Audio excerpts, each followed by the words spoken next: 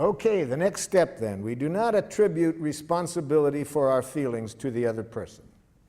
We never say that you make me feel or I feel because you. Instead, we are conscious that the root of feelings are needs. See, behind every feeling, there is a need. Now, certain feelings tell us that there is an obstruction in our thinking, that instead of our being directly connected to our needs, we have chosen to go off to Jackal-land. So what are these feelings that tell us that we're not directly connected to our needs? Anger, depression, guilt, and shame. Those feelings are very valuable. They tell us that at this moment I'm not directly connected to my needs. Instead, we are up in our head telling ourselves moralistic judgments about somebody. Anger, we're making moralistic judgments about somebody else. Depression, guilt, and shame, we're playing that game on ourselves. But we're not alive, and as I would define being alive, which is connected to our needs. Yeah. Do you make a distinction between needs and preferences or desires? Yes, we make a big difference, as we'll see when we get to the next step now, because needs contain no reference to specific ways of getting the needs met. Those are preferences or strategies or requests. So we make a big difference between needs and between preferences, requests, strategies. So let's get into that. Let's right now connect our feelings with a need. Let's not go up to our head and think about the other person. Let's go into our heart and connect our feeling with our need, because needs give us the most power with people. See, Giraffe is based on a power model, power with people. It increases our power with them in the sense that it increases people's willing giving to us, to enjoy giving to us. That's power with people. We have been trained in a power over model, the use of punishment and reward. That's power over people. To get them to do things not because it's coming from their heart and they want to contribute to our well-being or to life. No, they want to avoid punishment or get a reward. So we want to increase power with people. And the most powerful form of communication to do that is to bring people's attention to our needs that are not getting met. When people's full attention is on our needs, they hear no criticism, no demands. It is natural to enjoy giving. But if we hear any criticism or demand, we lose connection with that natural desire to give, and now we want to defend and attack.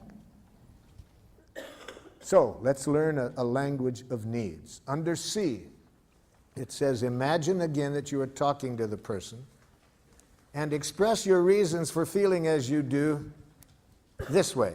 When you do what I described, I feel as I expressed because I am needing or because I need. See? So now see if you can identify what need of yours is not getting met. Leave the word you out of here, because that will mix up need and preference. Leave the other person out of here. Just express the need without reference to the other person.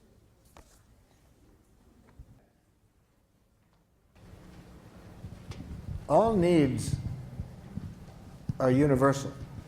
Every human being in the world has the same needs. So you can look at what you said and see whether this applies. So what you wrote down is a true need. Every other human being in the world has that need. We're all created out of the same energy. So we really see this at the level of needs.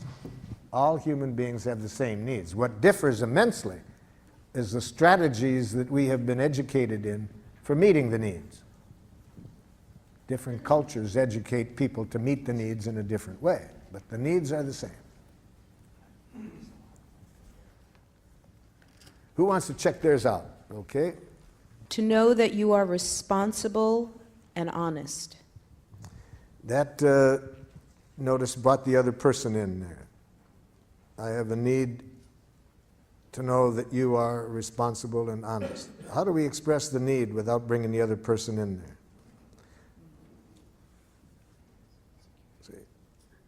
Now, we can bring it in one way. I have a need for your happiness, for your protection. We can say that. Okay. See, but not the way you're saying it. Yes? I need to be seen and heard as who I truly am. I have a need to be seen and heard as who I truly am. Okay? Now, I have a impulse to qualify that and to say free. To be, Free. I have a need to be, The last word in that sentence is who I truly am. Free. I have a need, who I truly am, to be free. Yes, that's a need we all have.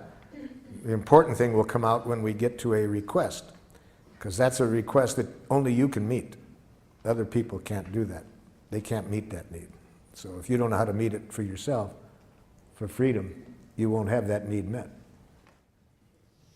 I'm feeling a bit frustrated because I'm noticing that everything is a strategy. In other words, mine is a need for an aesthetic environment. But underneath that, there is a need for serenity. And my serenity doesn't come from the environment. So this entire request, starting at A, is a strategy to get something called serenity. Okay, that's a need then. I have a need for certain peace, but isn't there a need in there for certain aesthetics that will... Right, but it crumbles the house of cards for me of wanting the sink not filled with dirty dishes. Help me understand that. Why wouldn't if you have a need for serenity... But serenity doesn't come from a clean sink. Okay, then we haven't got the right need then. Or then it's not that you want the sink cleaned out. But I'm projecting that need onto the sink, thus onto a behavior of someone else. Well, the other person's behavior can be getting in the way of our need getting met.